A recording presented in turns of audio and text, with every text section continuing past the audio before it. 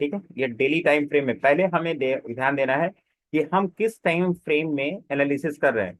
तो सबसे बढ़िया एनालिसिस इंट्राडे के लिए होता है कि आप पहले डेली चार्ट देखो। डेली चार्ट पे अगर कुछ समझ में आता है, कोई डायरेक्शन समझ में आता है, तो फिर आप अपना लेवल निकालो। लेवल निकाल करके फिर आप बैठ जाओ, वहां पे कोई कैंडलस्टिक पैटर्न, चार्ट पैटर्न दिखता है तो फिर उससे आप ट्रेड करो। ये सिंपल सा तरीका है बैंक निफ्टी में ट्रेड करने के लिए या किसी भी स्टॉक्स में ट्रेड करने के लिए। अब stop losses and target that's a different thing. फिलहाल ट्रेडिंग करने के लिए हमें इतना सिंपल सा काम कर लेना चाहिए कि हम डेली चार्ट पे एनालिसिस कर लें। डेली चार्ट पे एनालिसिस करने के बाद हम लेवल्स फाइंड आउट कर लें। लेवल फाइंड आउट करने के बाद हम वहां पे कैंडलस्टिक पैटर्न और चार्ट पैटर्न को देखें बस, ठीक है। तो मैं यहाँ पे प्रीवियस वीडियो में बताया था आपको कि यहाँ पे मार्केट ने क्या किया है, एक इन्वर्टेड फ्लैग पैटर्न बनाया। अब मार्केट जब तक इन्वर्टेड फ्लैग पैटर्न के नीचे रहेगा तब तक हमें क्या देखना है, यहाँ पे डाउन साइड के लिए देखना है। यहाँ पे हर पुल बैक एक शार्प सेलिंग ला सकता है, हर पुल बैक एक शार्प सेलिंग ला सकता है, बशर्ते कि वो डे कौन सा है और वहां पे कंपोनेंट किस तरीके से रिएक्ट कर रहे हैं। This is very important to know. तो यहाँ पे हम लोगों ने देखा कि यहाँ पे कल की डेट में मार्केट ने इन्वर्टेड फ्लैग पैटर्न का ब्रेक डाउन कर दिया। हालांकि इससे पहले वाले दो ट्रेडिंग सेशन में मार्केट ने क्या किया था, यहाँ पे बुलिश इनगल्फिंग बना करके अप साइड के लेवल को ही टच किया था, लेकिन वहां पे शाम होते होते मार्केट ने बेरिश क्लोजिंग की और नेक्स्ट डे जबरदस्त फॉलो दिया और ला करके एकदम बॉटम पे खड़ा कर दिया, जो कि हमें ब्रेकडाउन मिल गया इन्वर्टेड फ्लैग पैटर्न का। अब आज के दिन हमें क्या करना था आज के दिन हमें कुछ नहीं करना था, बस सिंपल सा ये देखना था कि हमें इन्वर्टेड फ्लैग पैटर्न के नीचे प्राइस मिल रही है, ये ऊपर मिल रही है, ठीक है। तो चूंकि ऑलरेडी मार्केट ने क्या किया था, डेली चार्ट पे आप देखिए इन्वर्टेड फ्लैग पैटर्न के नीचे क्लोजिंग मिल चुकी थी। जब इन्वर्टेड फ्लैग पैटर्न के नीचे क्लोजिंग मिल चुकी थी तो मोस्ट प्रोबेबली प्राइस हमें इस इन्वर्टेड फ्लैग पैटर्न के नीचे ही मिलेगा, ठीक है, मोस्ट प्रोबेबली। अब बहुत बड़ा गैप अप निकल जाए या कुछ भी XYZ हो सकता है तो वो अलग बात है, लेकिन मोस्ट प्रोबेबली इसके नीचे ही मिलेगा। तो मार्केट स्लाइटली आज क्या करता है, स्लाइटली आज गैप डाउन ओपन होता है। गैप डाउन ओपन होने के बाद वन वे ऊपर की तरफ भागता है। लेकिन ये तो एकदम से क्लियर है ना, मार्केट में जब भी कोई ब्रेकडाउन या ब्रेकआउट होता है और मॉर्निंग आवर में यानी मॉर्निंग सेशन में मार्केट जिस तरीके से ट्रेड करता है, ठीक उसी का अपोजिट आफ्टरनून वाले सेशन में उसको करना होता है या वो करता है। तो फिलहाल हम लोग यहाँ पे देखेंगे कि कौन कौन सा हमारा ट्रेडिंग स्पॉट रहा है ये इन्वर्टेड फ्लैग पैटर्न के बाद। मैं इसको 5 मिनट और 15 मिनट के चार्ट पे कन्वर्ट कर देता हूँ। तो 5 मिनट के चार्ट पे आपको मैं कन्वर्ट कर दिया यहाँ पे, और 5 मिनट के चार्ट पे हम चूंकि अपने ब्रेकडाउन यानी रेजिस्टेंस के लेवल पे पहुंचे और यहाँ पे हमें डाउन साइड के लिए देखना है। तो हमारे पास दो अलग अलग कैंडलिस्टिक पैटर्न दिखे थे, लेकिन एक कैंडलिस्टिक पैटर्न थोड़ा सा कंफ्यूज कर रहा था। ये जो फर्स्ट वाला कैंडलिस्टिक पैटर्न था, ये कोई पैटर्न मुझे समझ में नहीं आ रहा था, तो इसलिए मैंने इसको इग्नोर किया, ठीक है, इस वाले पैटर्न को मैंने इग्नोर किया। सेकेंड वाला जो कैंडलस्टिक पैटर्न था, यहाँ पे ये देखिए ड्रैगन फ्लाई डोजी, सॉरी यहाँ पे ग्रेव स्टोन डोजी। ये कौन सा कैंडलस्टिक पैटर्न है, ग्रेव स्टोन डोजी है। ग्रेव स्टोन डोजी कहाँ पे बना है, कल के जहां से ब्रेकडाउन यानी जो हमारा रेजिस्टेंस था वहीं पे बना है, और वहीं पे बनने के बाद मार्केट ने बेरिश क्लोजिंग दी। तो हमारा नेक्स्ट कैंडल में यहाँ पे एंट्री हो गया, और नेक्स्ट कैंडल में एंट्री होने के बाद मार्केट ने यहाँ पे काफी वॉलेटिलिटी दिखाई। अच्छा, मार्केट में ना कभी कभी वॉलेटिलिटी बहुत ज्यादा ज्यादा होती है तो वहां पे हैंडल करना थोड़ा मुश्किल हो जाता है। तो आई वॉज प्रेटी श्योर कि अगर मेरी 51,450 के पास यहाँ पे एंट्री होती है, 51,450 पे एंट्री होती है, तो मेरा 51,550 का स्टॉप लॉस है। एकदम से शांति से बैठ जाओ। अब या तो स्टॉप लॉस देना है यहाँ पे, या तो फिर कुछ ना कुछ तो लेके जाना है।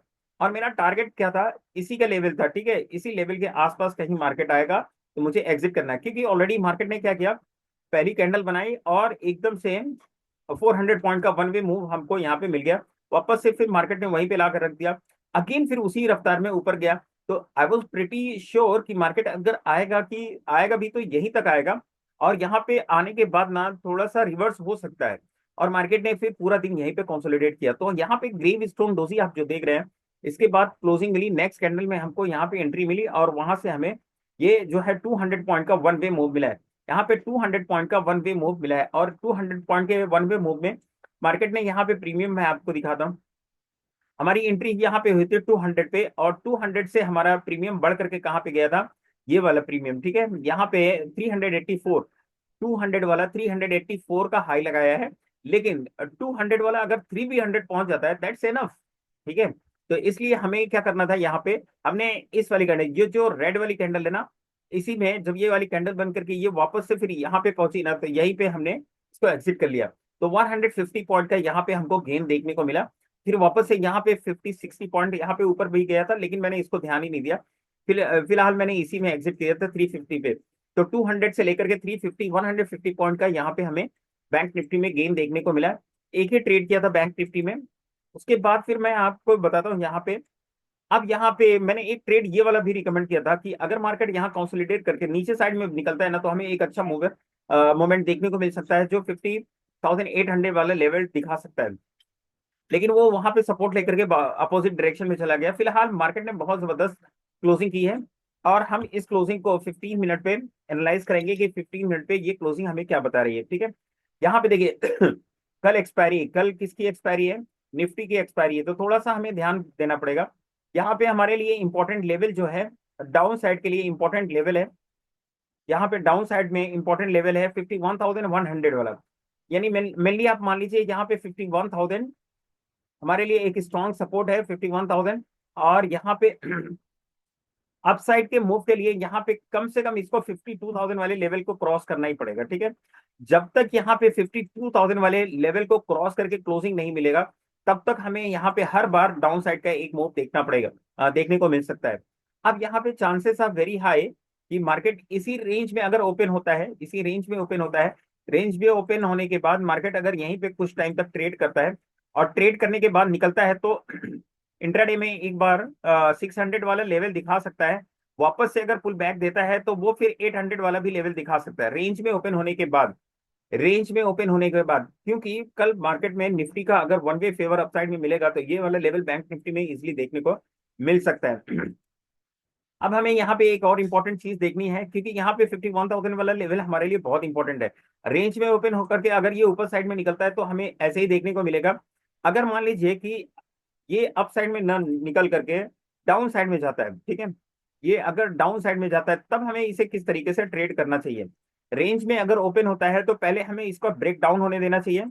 ब्रेक डाउन होने के बाद अगर यहाँ पे इस लेवल के पास कोई शूटिंग स्टार कैंडल मिलती है, तो फिर हमें वापस से उस शूटिंग स्टार के हाई का स्टॉप लॉस लेकर के डाउन साइड के लिए ट्रेड करना चाहिए, जो वापस से हमारा टारगेट होगा 50,800 वाला लेवल होगा। पहले हमें ब्रेक होने देना चाहिए। ब्रेक होने के बाद अगर पुल बैक करता है, यहाँ पे पुल बैक पे यहाँ पे शूटिंग स्टार कैंडल बनती है, तो वहां से हमें डाउन साइड का एक मूव देखने को मिल सकता है। यहाँ पे बैंक निफ्टी में रेंज में ओपन होगा, तब ये दो दो सीन क्रिएट हो सकते हैं। अब तीसरा सीन, अगर मार्केट यहाँ पे किसी भी वजह से गैप अप लगा देता है, गैप अप लगाता है कहाँ पे? अगर गैप अप लगाता है 51,500 से 600 के पास, 500 से 600 के पास अगर गैप अप लगाता है, तो यहाँ पे हम प्राइस एक्शन को ट्रेड करेंगे। और वो प्राइस एक्शन अगर डाउन साइड के लिए बन रहा है, तो ज्यादा बेहतर ट्रेड मिलेगा। और अप साइड का मिलेगा तो थोड़ा सा हमें अलर्ट होकर के ट्रेड करना पड़ेगा, क्योंकि कोई भी एक सिंगल कैंडल हमें क्या कर सकती है? ट्रैप कर सकती है। तो यहाँ पे अगर यहाँ पे गैप अप लगाता है, तो हमें ये प्राइस एक्शन मिलना चाहिए। अगर मान लीजिए गैप अप लगाने के बाद, सॉरी, गैप डाउन लगाने के बाद 58,000, 50,800 वाले लेवल के पास, 50,800 लेवल के पास अगर मार्केट गैप डाउन ओपन होता है, तो फिर यहाँ पे हमें ये वाला प्राइस एक्शन ज्यादा बेहतर रिजल्ट फॉर्म दे सकता है compare to other. Sorry, just a minute. यहाँ पे ये वाला लेवल अगर 50,800 वाली लेवल पे ओपन होता है, तो अप साइड के लिए हमें प्राइस एक्शन को ट्रेड करना चाहिए। और ये सारे स्विंग जो लो है ना, ये हमारे ट्रेडिंग स्पॉट्स बनेंगे कैंडलस्टिक पैटर्न और चार्ट पैटर्न के अकॉर्डिंग। तो यहाँ पे मैंने आपको बता दिया कि बैंक निफ्टी अगर रेंज में ओपन होगा, तब हमें किस तरीके से ट्रेड करना है, और गैप अप या गैप डाउन ओपन होता है, तब हमें किस तरीके से ट्रेड करना है। अब यहाँ पे मैं आपको कंपोनेंट की बात करूं यहाँ पे, तो फिलहाल मैं यहाँ पे कंपोनेंट की बात करूंगा। तो सबसे पहला हमारा कंपोनेंट है HDFC bank. Just a minute please.